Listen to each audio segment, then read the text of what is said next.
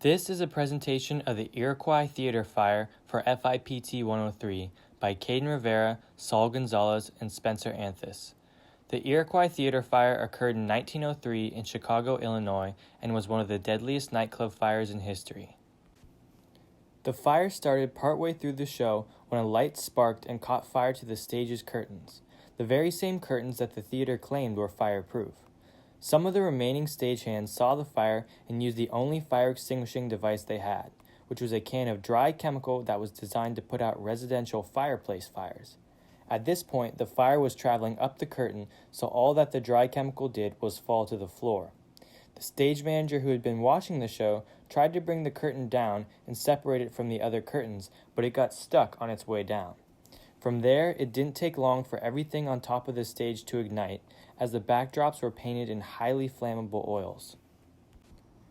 The panic from the curtain fire not being contained, as well as all the lights suddenly going out, caused a massive stampede of hundreds of patrons to storm towards the exits.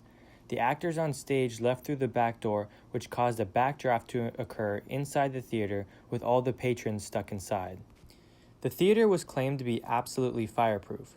However, this was disproven by William Clendenin, the editor of Fireproof magazine, as he was one of the first officials who visited the theater post-construction. He stated in his article that the theater was anything but fireproof. His article was very critical of the building's design. He stated that the proscenium's arch was entirely exposed, there was no fire resistance to cover the building's reinforcement, and everything was decorated with wood trim. Although that wouldn't be the last visit from an official, days before the theater opened, the captain of the Chicago Fire Department visited the theater. He observed that there were no sprinklers, water connections, alarms, or even telephones. Despite the worries from multiple officials, all claiming that the theater needed a more effective fire prevention plan, the fire warden dismissed their worries. This was because he knew that if he were to tell the owner of the theater, they would ignore him. It seems that the fire marshal had previously tried to incorporate much-needed fire prevention to the theater, but even his efforts were disregarded. This is an early sign that they put very little time into preventing fire, much less preparing for it. Days after the fire, after hundreds of lives were lost, the Chicago Tribune took it upon themselves to investigate the reason for why so many people died. In their investigation, just like how the captain had noticed, the Chicago Tribune noted that there was no sprinkler setup and no alarm.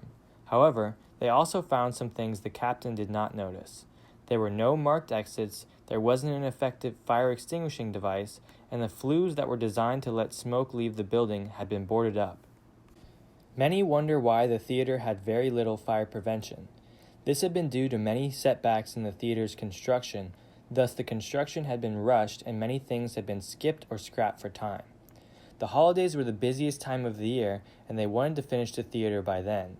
To do this, they skipped over many rules and regulations in order to cash in during the holiday season. It is noted that many claim that the city's officials had been paid off to look the other way in regards to the theater's safety. None of the claims were proven, although at the time, Chicago was noted as having corrupt officials. This is a picture of the theater's layout, with the exits color-coded. Notice how a majority of the exits are either locked or unlocked, but difficult to open, especially for patrons in the dark, panicking to escape the fire. December 30th, 1903, just a few weeks after the building had finished construction, is the day the fire broke out. The showing at the time was Mr. Bluebeard, and the show had been entirely sold out. Despite this, the management of the theater had locked certain areas of seating behind a gate in an effort to dissuade people from sneaking from their seats into more expensive seating. The theater had sold more tickets than it was actually designed to house. It was designed for 1,600, but on that day, there were more than 2,000 patrons attending the performance. More people attending than there were seating meant that many people sat in the aisle during the showing. Once the show started, 27 of the 30 total doors were locked, and most of the stagehands left the theater to go to a bar. All of the real functioning doors, the very few that weren't locked, only opened inwards towards the theater. This caused the doors that were open to be shut by people pushing on them. For those that were able to get through, some were caught and crushed in between the double doors. Many people were faced with an ultimatum: rush for the exits and risk getting trampled, or stay in their seats waiting for the fire department to arrive, although this would still prove useless as the backdraft that was created would incinerate everything and everyone had still not left the seating areas. Those who were lucky enough to leave early were either blocked by the gates that were created to stop people from being sneaky or windows that were only for decoration and couldn't be used as an exit.